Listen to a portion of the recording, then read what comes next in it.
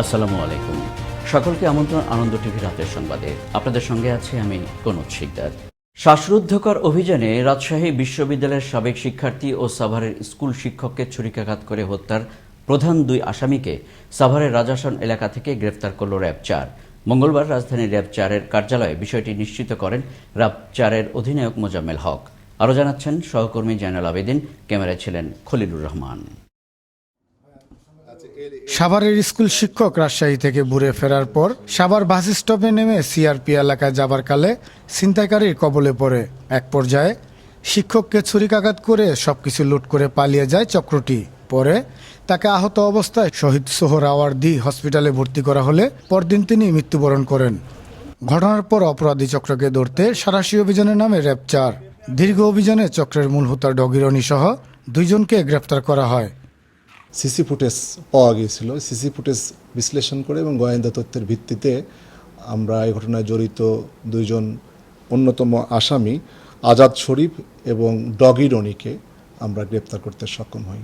অপরদিকে গেল ২০ তারিখ রাতে ঢাকা চট্টগ্রাম মহাসড়কে ডাকাতি ও চাঁদাবাজির ১৫টি মামলা অভিযুক্ত আসামি মূল হোতা রিটু বাহিনীর প্রধান রিটুকে ধরতে গেলে বাহিনীর সদস্যরা র্যাবের গাড়ি বহরে হামলা চালায়। তাদের দুই সহযোগীকে অস্ত্রসহ গ্রেপ্তারের কথা জানান র্যাব-৪-এর অধিনায়ক। আমরা সেখানে অভিযান চালায় রিটু প্রধানকে একটি বিদেশি অস্ত্র এবং ইয়াবাসহ গ্রেপ্তার করি। কিছু কতিপয় সন্ত্রাসী দুর্বৃত্ত এসে আমাদের মাইক্রোবাস ঢিল দিয়ে ভাঙচুর করে। আমরা সেখান থেকে পরবর্তী সময়ে তার ভাই আলামিন প্রধানকেও আমরা গ্রেপ্তার করি এবং আলমগীর প্রধানকেও গ্রেপ্তার করি এবং আলামিন প্রধানের শরীর থেকেও আমরা একটি বিদেশি পিস্তল ১ রাউন্ড গুলি সহ পাই এবং আলমগীর প্রধানের কাছেও আমরা ইয়াবা পাই। র্যাব প্রতিষ্ঠার পর থেকে সন্ত্রাস, চাঁদাবাজি ও মাদকের বিরুদ্ধে লড়াই করছে এই বাহিনী। এমন অভিযান অব্যাহত রেখে দেশের আইন শৃঙ্খলা রক্ষায় আরও তৎপর থাকবে র্যাব, এমন প্রত্যাশা সকলের। জয়নাল আবেদিন, আনন্দ টিভি, ঢাকা।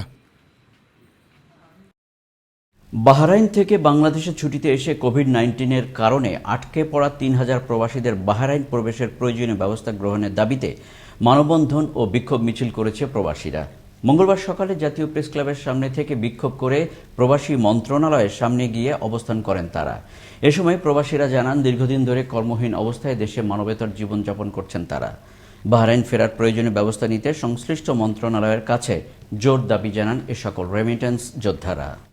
প্রায় ৩,০০০ প্রবাসী, বাহরাইন প্রবাসী দেশে এসে আটকা পড়ছি। আমরা চাই অতি সহজে এবং অতি দ্রুত আমাদের যেন আমাদের কর্মস্থলে ফিরিয়ে দেয়। বরগুনার আলোচিত রিফাত শরীফ হত্যা মামলায় অপ্রাপ্ত বয়স্ক ১৪ আসামির মধ্যে ১১ জনের বিভিন্ন মেয়াদে কারাদণ্ড দিয়েছেন আদালত। আসামিদের মধ্যে ৬ জনের ১০ বছর, ৪ আসামিকে 5 বছর ও ১ জনের ৩ বছরের কারাদণ্ড দেওয়া হয়েছে। অপরাধ প্রমাণিত না হওয়ায় ৩ জনকে খালাস দিয়েছেন আদালত। মঙ্গলবার দুপুরে বরগুনার শিশু আদালতের বিচারক হাফিজুর রহমান এই রায় ঘোষণা করেন। রায়কে কেন্দ্র করে বরগুনার আদালত প্রাঙ্গণে নিরাপত্তা ব্যবস্থা জোরদার করা হয়। গোপালগঞ্জের টুঙ্গিপাড়ায় জাতির জনক বঙ্গবন্ধু শেখ মুজিবুর রহমানের সমাধিতে শ্রদ্ধা নিবেদন করলেন র্যাপিড অ্যাকশন ব্যাটালিয়নের মহাপরিচালক চৌধুরী আবদুল্লাহ আল মামুন। মঙ্গলবার তিনি জাতির পিতার সমাধিতে পুষ্পস্তবক অর্পণ করে শ্রদ্ধা নিবেদন করেন এবং ১৫ই আগস্ট বঙ্গবন্ধু তার পরিবারের নিহত সদস্যদের আত্মার মাগফেরাত কামনায় বিশেষ দোয়া ও মোনাজাত করেন। দেশে করোনা ভাইরাসে আক্রান্ত হয়ে মৃত্যু হলো আরও ২০ জনের। এ নিয়ে মোট মৃতের সংখ্যা বেড়ে দাঁড়ালো ৫,৮৩৮ জনে। এছাড়া গত ২৪ ঘন্টায় নতুন করে করোনা ভাইরাসে আক্রান্ত হয়েছেন ১,৩৩৫ জন। মঙ্গলবার স্বাস্থ্য অধিদপ্তর থেকে পাঠানো এক সংবাদ বিজ্ঞপ্তিতে এই তথ্য জানানো হয়। লক্ষ্মীপুরে তুচ্ছ ঘটনাকে কেন্দ্র করে সোহেল নামের এক যুবককে পিটিয়ে হত্যার অভিযোগ উঠেছে অজ্ঞাত দুষ্কৃতিকারীদের বিরুদ্ধে। মঙ্গলবার লক্ষ্মীপুরের সদর হাসপাতালে নিহতের মরদেহ ময়নাতদন্তের জন্য পাঠানো হয়। এ ব্যাপারে সদর থানার ভারপ্রাপ্ত কর্মকর্তা আজিজুর রহমান মিয়া জানান, যুবককে পিটিয়ে হত্যার অভিযোগের ভিত্তিতে বিষয়টি তদন্ত করে দেখা হবে। বরিশাল হিজলা উপজেলায় মা ইলিশ রক্ষা অভিযানে টহলরত নৌপুলিশ সদস্যদের উপর হামলা চালিয়েছে জেলেরা। এ ঘটনায় পুলিশ ৪ রাউন্ড ফাঁকা গুলি বর্ষণ করে পরিস্থিতি নিয়ন্ত্রণে আনে। তবে এ ঘটনায় জেলেদের কেউ হতাহত না হলেও পুলিশের দাবি তাদের এক সদস্য আহত হয়েছেন। কুড়িগ্রামের উলিপুর পৌর মেয়র তারিক আবুল আলার বাসভবন থেকে উদ্ধার করা হলো কেয়ারটেকার কিশোর আল আমিনের ঝুলন্ত মরদেহ। মঙ্গলবার কেয়ারটেকারের থাকার ঘর থেকে মরদেহ উদ্ধার করে পুলিশ। পুলিশ জানায়, মঙ্গলবার সকালে ঘুম থেকে আল আমিন না ওঠায় তার সহযোগী ইমরান তাকে ডেকে না পেয়ে দরজার উপর দিয়ে ঝুলন্ত অবস্থায় দেখে পুলিশে খবর দেয়। তবে মেয়র পারিবারিক কাজে চট্টগ্রাম অবস্থান করছিলেন। ময়মনসিংহ জেলায় যতগুলো প্রাচীন কীর্তি রয়েছে তার মধ্যে অন্যতম একটি নিদর্শন হল হালুয়াঘাট উপজেলার নৈয়ারিকুড়া গ্রামের ঐতিহাসিক কাছার খাঁড় দিঘি। লোকমুখে শোনা যায় জমিদার কাছার রায়ের নামানুসারেই করা হয় এই দিঘির নামকরণ। কয়েক শত বছর আগে খনন করা এই পুকুরটিকে ঘিরে রয়েছে মানুষের নানা কৌতূহল। ময়মনসিংহ থেকে ওমর ফারুক সুমনের তথ্য ও ভিডিও চিত্রে আরও জানাচ্ছেন ফয়সাল মাহমুদ। ময়মনসিংহ জেলার যে স্থানে যত বিশালাকার প্রাচীন দিঘি রয়েছে তার সবগুলোই কোচ দিঘি হিসেবে পরিচিত। এই কাছারখা দিঘিও কোনো কোচ রাজার স্মৃতি বিজড়িত একটি নিদর্শন। ময়মনসিংহের গীতিকায় ৩ থেকে ৪০০ বছরের পূর্বের প্রাচীন জনপদ হুলিয়া নামক স্থানের অস্তিত্ব পাওয়া যায়। এই হুলিয়ার পার্শ্ববর্তী কোনো এক জঙ্গলে কেশর রায়ের রাজবাড়ির কথা উল্লেখ রয়েছে। কেশর রায় প্রতিষ্ঠিত রাজবাড়িটি বর্তমানে এই কাছারখা দিঘি। এই দিঘির ইতিহাস বর্তমান প্রজন্মের স্থানীয়দের কারো জানা নেই। তোরা এইটা এইভাবেই আমরা দেখতেছি, এটা দশে এটা বুক করতো, এভাবেই পড়ে আছে। পাথর তো আগে এটা দেখতাম যে মানসিক দিত মানুষে, যে কেউ কোনো কাজে লাগলে, এই কোনো আপদ বিপদ হইলে মানসিক করলে কাজে লাগতো। শত শত বছর ধরে পরিত্যক্ত অবস্থায় পড়ে রয়েছে বিশাল আকৃতির এই দিঘিটি। স্থানীয় কিছু প্রভাবশালী মহলের হস্তক্ষেপে ভুয়া কাগজপত্র তৈরি করে দখল নেয়ার পায়তারে লিপ্ত রয়েছে এমন দাবি স্থানীয়দের।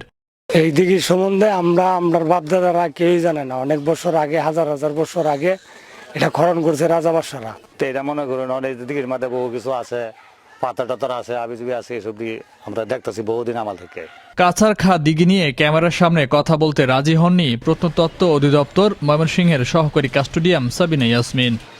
সরকারি পৃষ্ঠপোষকতায় পুকুরটি সংরক্ষণ করে ইতিহাস ঐতিহ্য হিসেবে স্বীকৃতি দেওয়ার দাবি স্থানীয়দের। ফয়সাল মাহমুদ, আনন্দ টিভি, ন্যাশনাল ডেস্ক।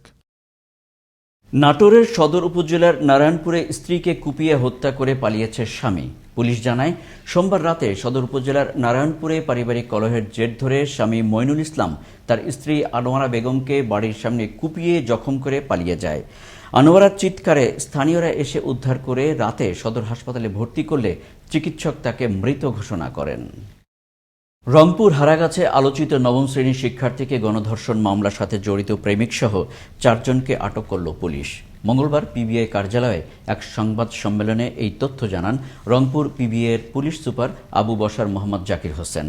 তিনি আরও জানান, আগে আমাদের কাস্টডিতে পেয়েছি মেঘলা এবং সমাপ্তিকে, যারা এই ঘটনার সাথে জড়িত ছিল তাদেরকে আমরা বিজ্ঞ আদালতে পাঠিয়ে দিয়েছি এবং 2 জন কালপ্রিট ছিল যারা এই গণধর্ষণের সাথে ছিল, তাদেরকে আমরা কিন্তু গতকাল রাতভর অপারেশন করে আমরা ধরে নিয়ে এসেছি, আবুল কালাম আজাদ আর বাবুল হোসেন। তো আমরা 24 আওয়ার্স পাবো, আমরা কথাবার্তা বলবো, দেন বিজ্ঞ আদালতে তাদেরকে পাঠিয়ে দেবো। রাতের সংবাদে এই ছিল এখনকার মতো। করোনা থেকে আপনি এবং আপনার পরিবারকে সুরক্ষিত রাখতে সরকারি নির্দেশনা মেনে চলুন। আনন্দ টিভির সর্বশেষ সংবাদ এবং বিনোদন সবার আগে দেখতে যুক্ত হন www.facebook.com/anondotvbd এই পেজে। সবাইকে অসংখ্য ধন্যবাদ। শুভরাত্রি।